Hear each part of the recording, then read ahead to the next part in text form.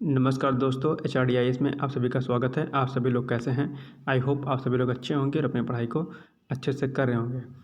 देखिए, जो भी चैनल पर नया है प्लीज़ आप सभी लोगों से रिक्वेस्ट है कि प्लीज़ चैनल को लाइक, शेयर एंड सब्सक्राइब जरूर कर दें, ताकि कोई भी update UPPSC, UPSC, RPSC, MPPSC या अन्य राज्य लोक सेवा आयोग से संबंधित कोई भी जानकारी हो, करंट अफेयर्स की क्लासेस हो या कोई अन्य बहुविकल्पीय प्रश्नों की व्याख्या संबंधित कोई अपडेट हो, इन सभी चीज़ों को पाने के लिए प्लीज़ इस चैनल को लाइक से सब्सक्राइब कर दीजिएगा, जिससे कि आपको इनसे जुड़ी सभी प्रकार के अपडेट मिलते रहे। तो चलिए, आज है 7 सितंबर और देखते हैं कि आज के कुछ महत्वपूर्ण प्रश्न जो कि करंट अफेयर से संबंधित हैं वो क्या क्या हैं। तो पहला प्रश्न है आपका, वो है कि हाल ही में G20 बैठक के संदर्भ में इंटरनेशनल मीडिया सेंटर कहाँ पर स्थापित किया गया है ना। अंतर्राष्ट्रीय मीडिया सेंटर जो है कहाँ पर स्थापित किया गया है, तो नई दिल्ली में स्थापित किया गया है आपके। ठीक है, आइए इसकी व्याख्या देखते हैं कि इस वर्ष G20 की अध्यक्षता भारत कर रहा है, सभी को पता होगा, कॉमन सी बात है। और इसकी जो बैठक है वो ये अभी नई दिल्ली में 9 से 10 सितंबर को होगी।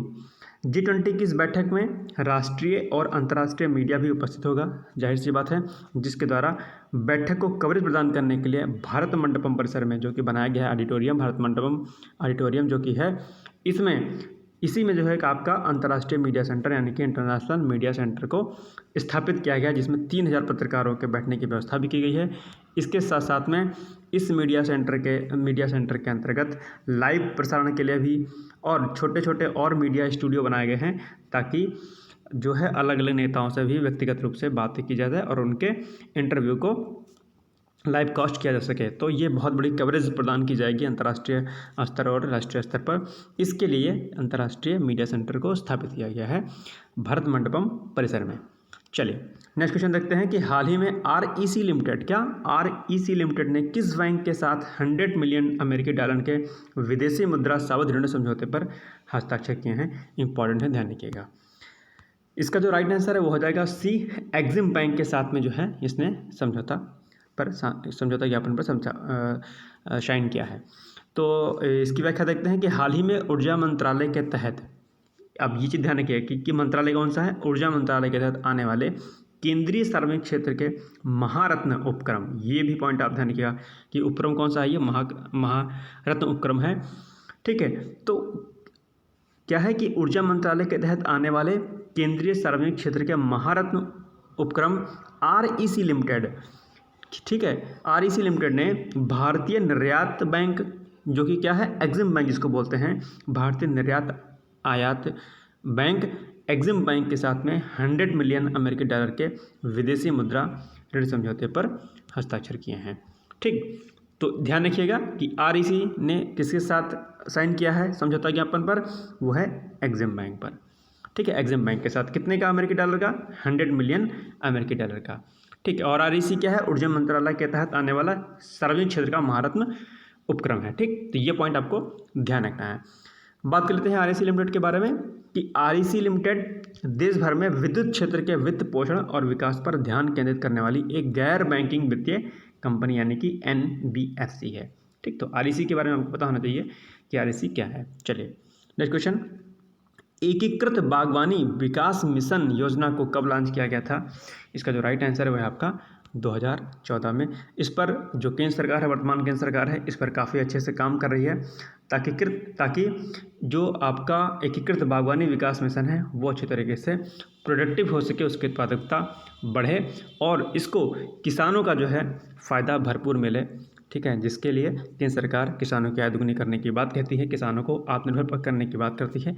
इसके लिए ये एकीकृत बागवानी विकास मिशन एक मील का पत्थर साबित हो रहा है।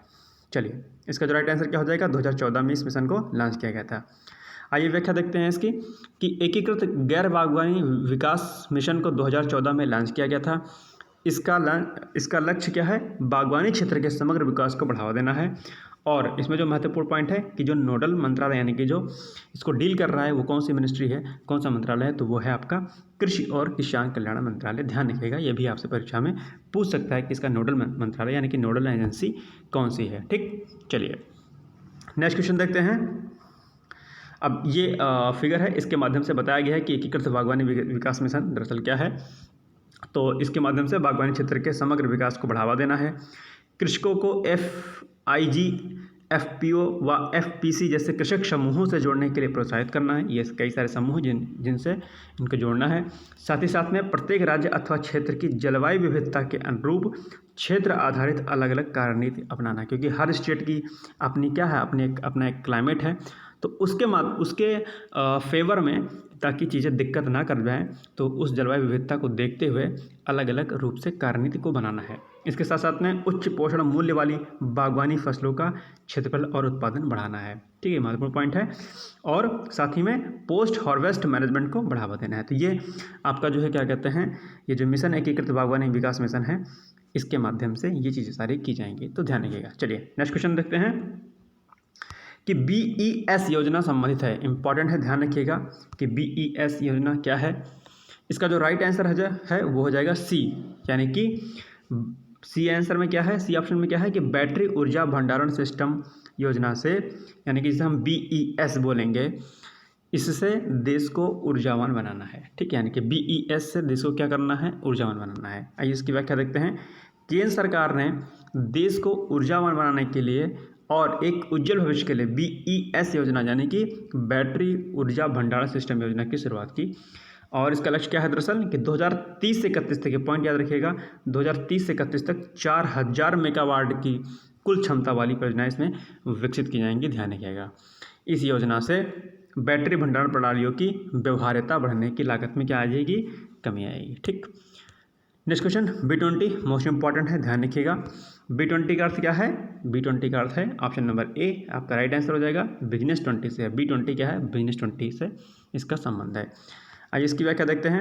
हाल ही में प्रधानमंत्री नरेंद्र मोदी ने नई दिल्ली में B20 इंडिया 2023 शिखर सम्मेलन को संबोधित किया।